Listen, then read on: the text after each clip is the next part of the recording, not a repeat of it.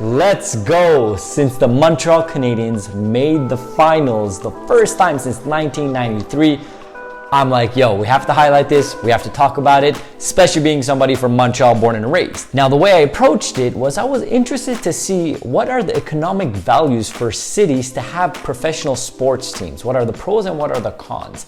And I kid you not, I was really surprised to find out how much it costs to really have a functioning professional sports team in your city, and some of the pros that I didn't even know that could potentially exist. And then once we're gonna look at this, we're gonna look at it in the lenses of an entrepreneur and what we can learn as entrepreneurs. So let's jump in. If you're new here, my name is Dedeyan. Welcome to my channel, no more place for peak performance, entrepreneurship, and personal growth. So the first thing we're gonna look at when it comes to having a professional sports team within your city are the cons. Now, I was really surprised when I started researching this aspect. Now, I knew when you bring in a new sports team, you have to pay some money for that. And even when you want to redo a new facility, you have to pay money for that. But one thing that surprised me is that most of those investments are covered by the taxpayers. Now, that was a red flag for me in one particular reason. It's not because the taxpayers are paying for it. It's because they're not getting any of the direct revenue from what they're investing in. So if we just look at it as an entrepreneur in itself, it doesn't make sense that you're investing your money somewhere and you're not getting direct returns from it. Now, granted, by bringing a team into your city, there's so many other ways that you're getting revenue back from it in a connex way, and we'll talk about that in the latter end of this video.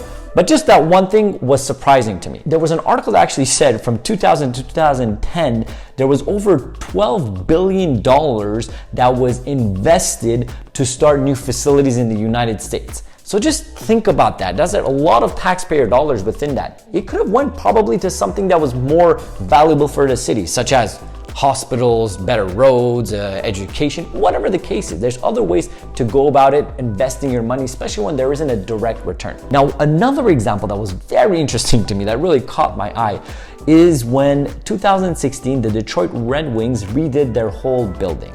Now, the cost for that was $44 million. Out of those 44 million, 283 was paid by the taxpayers. Now that, like I said, somewhat sounds normal because I just said this is how the practice usually happens. A couple of days later, this is where it's interesting. The city of Detroit went to bankruptcy. So they just invested $283 million for a new arena for the Red Wings, but the city can't even sustain the normal structure of what they need for them to succeed. That was just mind-blowing for me. And on top of that, you know that the owner of the Detroit Red Wings is a multi-millionaire, if not a billionaire in itself. So these are interesting things that really caught my eye. I'm like, hey, this doesn't make sense. As I was going down this rabbit hole, I came across the ideology of the Olympics. And that was a whole other thing, and I really wanted to mention it over here. Hosting an Olympics towards winter or summer is costing so much to the hosting city.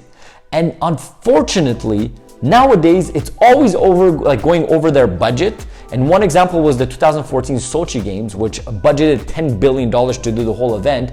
It ended up costing $51 billion, which is $41 billion more than the actual investment. And they did not make any profit out of this.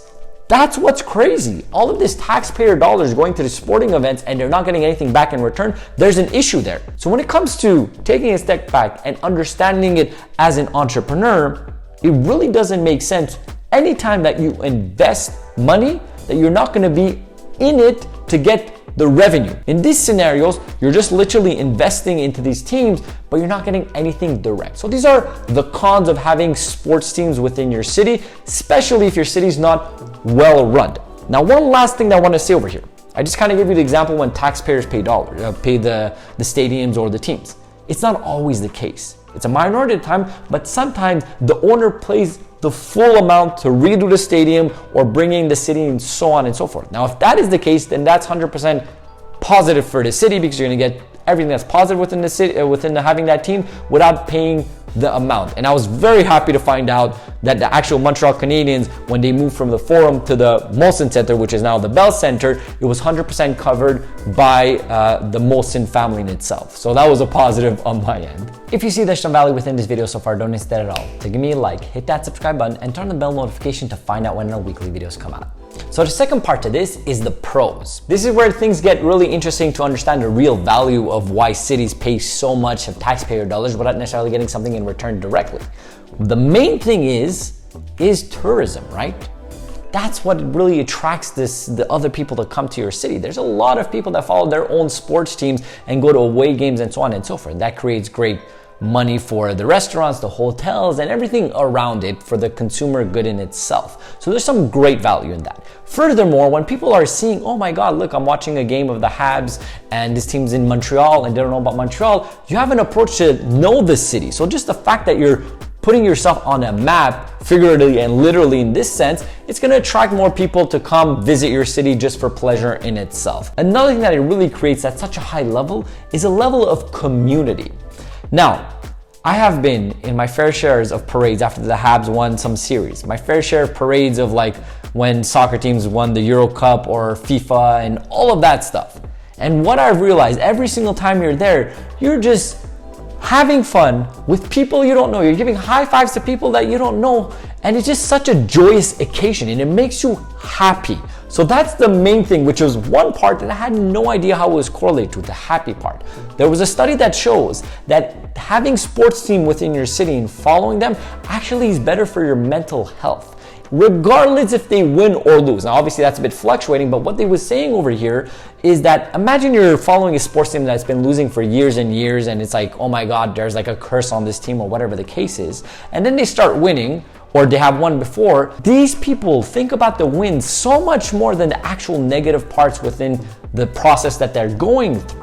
And that's very similar to life in itself or entrepreneurship in itself, right? When you start your business in the beginning, maybe it's tough and you're going through these tough years, but then once you start succeeding, and that's beautiful, granted, you remember those difficult times, but you appreciate the positivity so much more. So I did not know the aspect of the mental health, how predominant and healthy it is for people to follow sports teams. I just think it has to be better balanced when it comes to using taxpayer dollars, especially when the owners have an immense amount of net worth and value. I do believe that they have to have a bigger piece of the pie in certain cases. Now, this is my ideology. I am a true fan of capitalism. I'm an entrepreneur, right?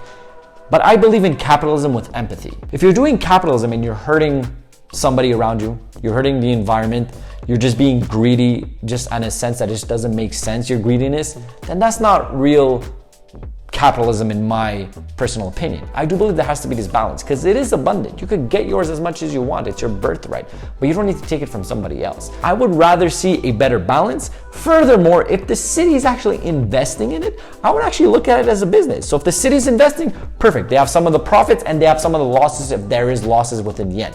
That I think is the most fair way to go about it. I hope you enjoyed this video and you learned some pros and cons to having a sports team within your local city. And honestly, it definitely opened my eyes on the aspect of what is the actual value of having these teams. So that was really interesting for me in itself, and I hope it's interesting for you as well. Now, the question today is, what do you actually believe? Do you think it's more valuable financially for cities to have big teams, or it's actually a waste of money? So what's your opinion? Comment it down below. Would love to see what you guys are gonna say on that end. Furthermore, I just wanna mention, when I'm recording this video, the Habs are in the finals right now, and they're actually down 0-2, so 2 games down. But when this is gonna be live, it's gonna be the 5th game. I'm sure we're gonna get there, and we have a solid chance of winning this Stanley Cup, so let's go get it, boys. That's all I wanted to mention. So I hope you guys enjoyed this video. Check out some other videos that we have over here. I have my profile picture. You guys can click, subscribe, and join the family. And I'm gonna leave you off with this. Go Habs, go.